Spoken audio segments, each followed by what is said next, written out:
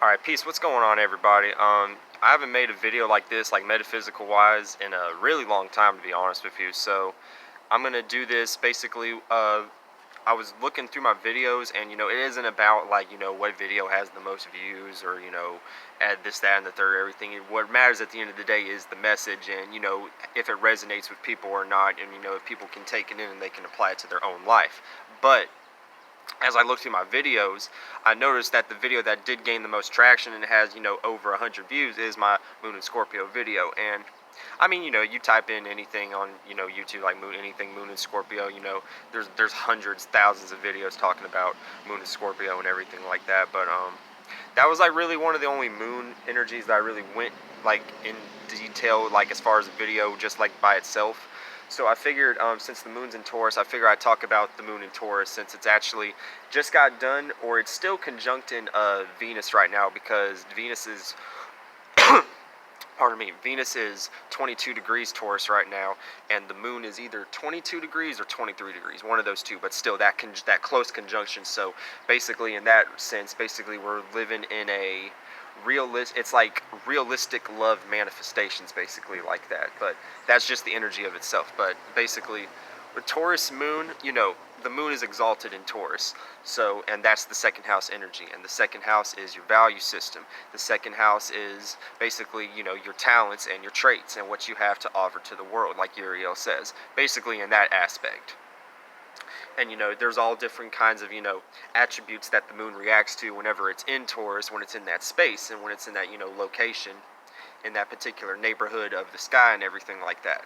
So basically, it's like the moon reacts to Venus energy, which it's conjuncting right now. So we're kind of playing out. So what I'm describing is kind of what everybody on this planet is basically experiencing at the moment, because that energy is playing out in everybody's life. Now, depending on what your ascendant sign is, it plays out in different houses. Me, I have a Pisces ascendant, so it's playing out in my third house right now. So my car broke down recently, and actually, based on my studies, the third house is supposedly, it rules, like it does rule, your familiarity and, your neighborhood and where you could walk to, in close proximities and everything like that. But, it's like now, and there's also a stellium in my third house. You have the Uranus, you have Venus, and the moon.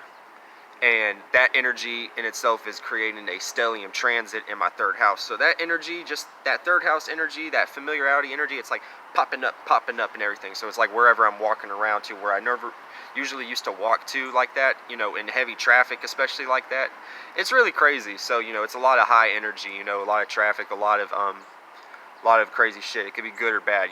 Stelliums don't play out, only positive or only negative. Depending on what planets are in that stellium transit in the first place is how it plays out anyway. So with the moon, Venus, and Uranus, it's like reacting to unique, stable love, basically, in the neighborhood, in your close proximities and everything. But that's a whole different video. But moon and Taurus, basically, so you're reacting to Venus energy, you're reacting to, the five senses, your touch, your taste, your hearing, your sight, touch, taste, hearing, sight, and your vision, your seeing.